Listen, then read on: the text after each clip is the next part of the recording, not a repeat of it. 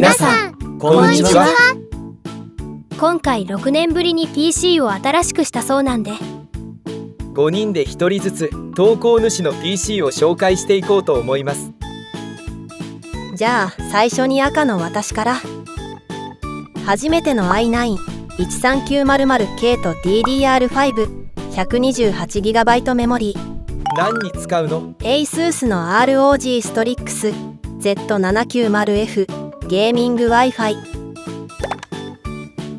グラフィックボードは GeForce RTX 4070。 4070Ti じゃない？ストレージはこの3つ。C ドライブには高速安定のサムスン 980Pro 2TB。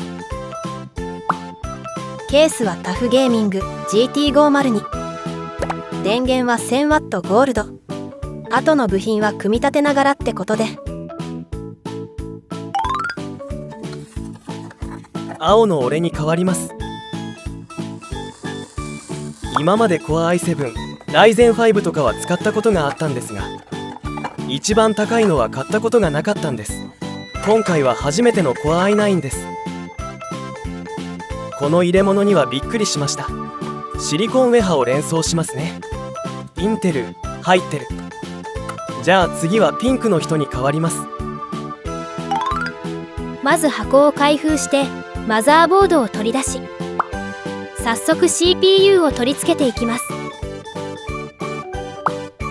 CPU ソケットのレバーを緩め、そしてマザーボードに CPU を取り付けます。久しぶりの CPU 取り付け、しかも今までで一番高いやつ。ちゃんと切り書きとか合わせて、これで多分いいはず。この作業は特に慎重にね。取り付け終わったのでレバーを戻します。 CPU 取り付け完了。緑です。今回3つのストレージのうちサムスンのだけ Gen4 です。リード7000、ライト 5100MB セカンドでめちゃめちゃ速いです。なのでこれを OS の起動用に使います。他の SSD の大体のスペックはこんな感じです。全部で 5TB ね。残りの SSD も同じようにして SSD の取り付けは完了です。メモリー紹介する黄色です。見にくいけどすみません。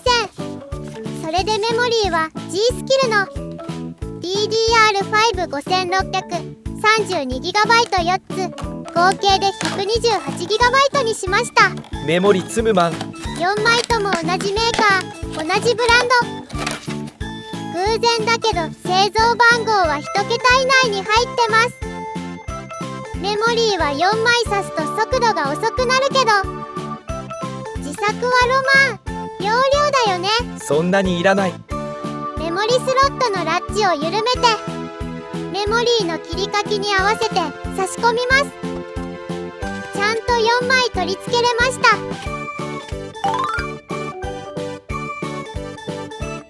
た。青です。このケースはデュアルチャンバー方式です。デュアルチャンバーのは基本的に電源を裏に置く設計で、 SSD やハードディスクを裏に置いてエアーフローを良くしたり、いろんな光るものをつけて見栄えがいい感じになってますね。ちょっと大きいけどこのタイプが好きです。昔からこういうガラスパネルのケースがあったらいいなって思ってたので、黒は上からよ。今はいろんなデザインのいいケースがいっぱいあるので、自作 PC はより楽しくなってきましたね。前に使ってたコルセアのケースよりちょっと横幅が少し狭いです。裏蓋を外すとこんな感じです。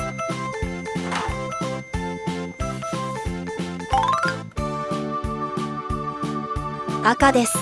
保護フィルムは剥がし忘れるので今のうちに取っておきます。意外と忘れるもんね。ネジ山が中央に来るよう確実に合わせます。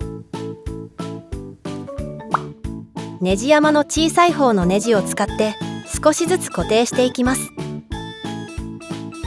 指先で締め付けトルクを感じながら対角に少しずつずれないようにネジを締めていきます。パソコンっぽくなってきた。ここでマザーボードの保護フィルムを全部取ったらマザーボードの取り付け完了です。緑です。初めて自作 PC を作った時はシステムパネルがさっぱりわからなかったです。パワースイッチとリセットスイッチ、そして USB にアドレスサブル RGB だけですね。おっと、オーディオもありました。だいたいシステムパネルは右下にシルク印刷と一緒にあります。ただ印のところに差し込むだけです。プラスマイナスないよ。 USB 3.2 コネクターはここに差し込みます。この回転台はとても便利ですが、とても簡単に回るのでコネクターを差し込むときはケースを押さえないといけないです。それでも便利さの方が上回ってますけどね。ここには USB Type-C コネクターを差し込みます。これで最後かな。フロントオーディオ端子は左下のここに差し込みます。ピンクです。ケースファンはリアンリーの SL120 にしました。このファンアホみたいに高いです。どれだけ高いかというと、このファン7個で次に依頼されてる自作 PC の金額に近いです。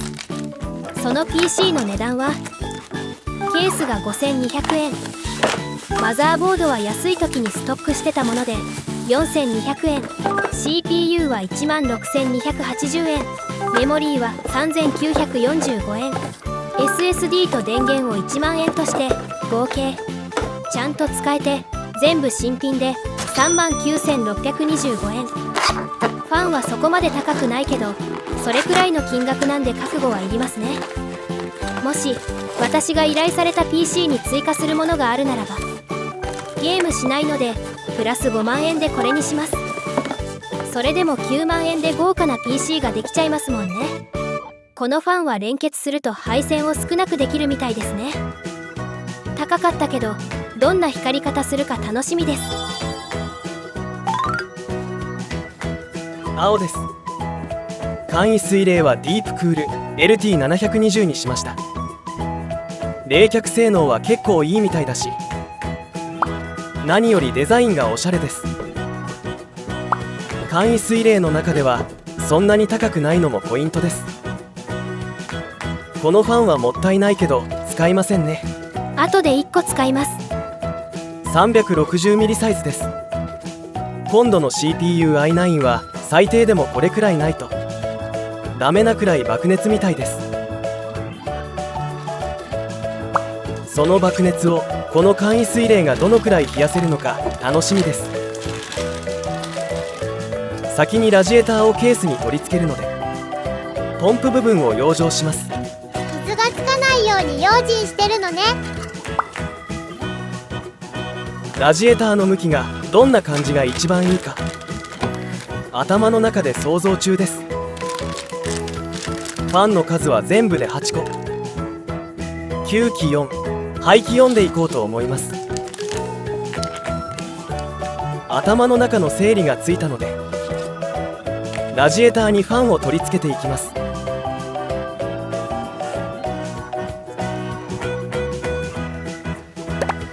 ここはネジを締めるだけなので倍速で再生します。遊びがなくなるまで全部ネジを回して当たりがついてきたら対角に少しずつ締めていきます。黄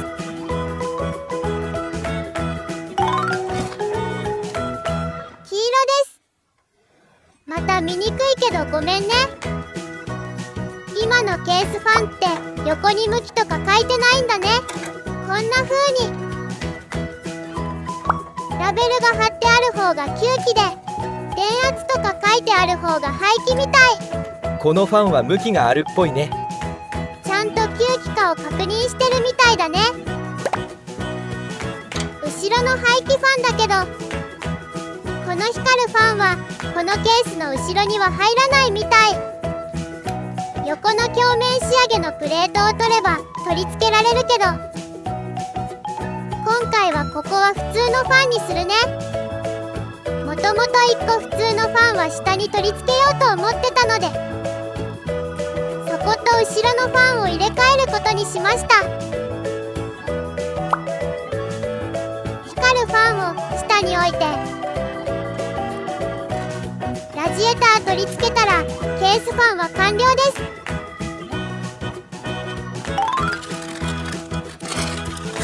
緑です。傷がつかないように養生していた袋を外し、光るカバーを一旦外します。そして CPU を挟み込むステーを取り付けます。今回は CPU グリスはそのままで取り付けて、ベンチマーク測った後にクマグリスを塗り、 CPU グリスでどれだけ違いがあるか見てみますね。後ろにバックプレートを取り付けて、ネジの隙間を埋めるスリーブを入れて、対角に均等にネジを回し、ポンプを固定したら完了です。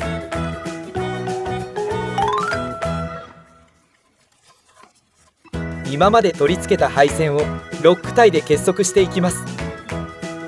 ここは裏配線で見えないけど、綺麗にしてた方が見栄えもいいし、電源の配線もしやすいです。赤です。電源は自作 PC パーツの中でもかなり重要な部品だと思います。マザーボードやストレージ、メモリーも大事なんで、全部を自分好みにできるんで、そこがまた自作のいいとこなんでしょうね。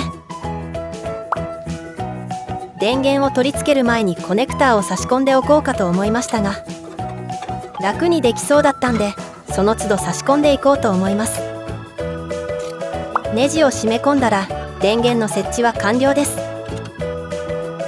そして主電源のケーブルを差し込み、サブ電源のケーブルも差し込み、光るカバーを取り付けて完成です。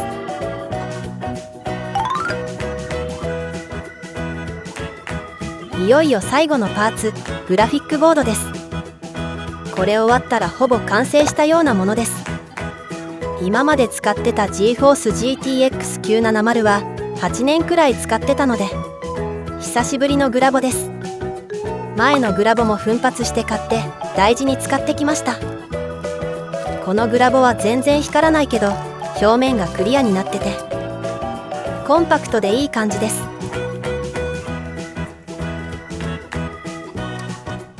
後ろのバックプレートを2つ外し、ただ差し込むだけです。グラフィックボード取り付け完了。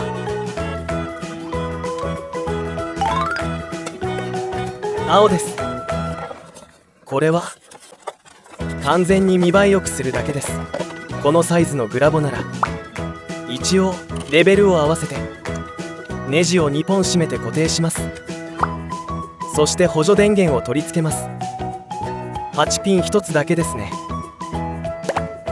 性能を示すカードが入ってました。星5中3つ、まさにミドルハイ。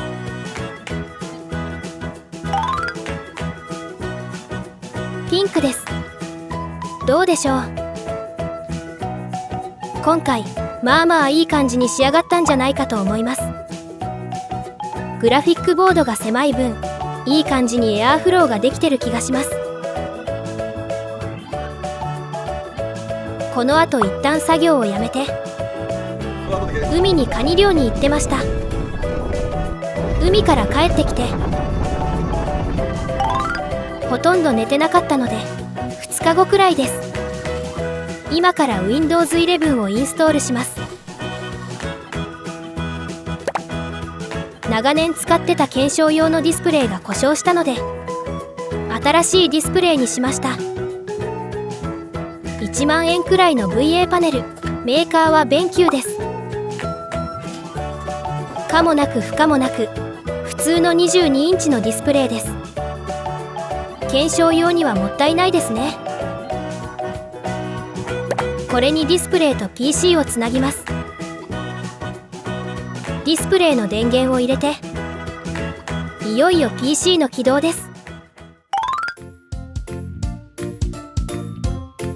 スイッチオン。よし、一発起動。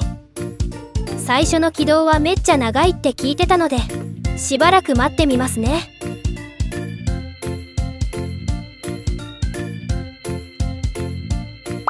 お、やっと BIOS が出てきました。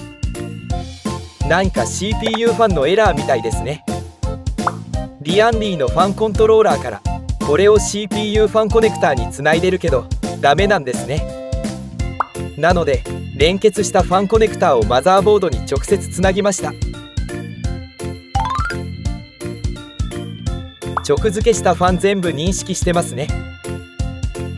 CPU とかもクロックが少ないのは仕様なんですかね。4枚差しなんで5600から4800まで落ちてますね。 CPU 温度がちょっと高いな。ドライバーが足りない罠をすり抜け無事 Windows 11インストール完了。組み上がったんで作業場へ持っていきます。赤です。ついでにキーボード、マウスパッドも新しくしました。今までキーボードもマウスも安いのばかりだったんで、特にマウスは初めての高いマウスでしたが、こういうのばかり。使いやすさにびっくりしてます。こんな感じです。ディスプレイとか8年くらい使ってます。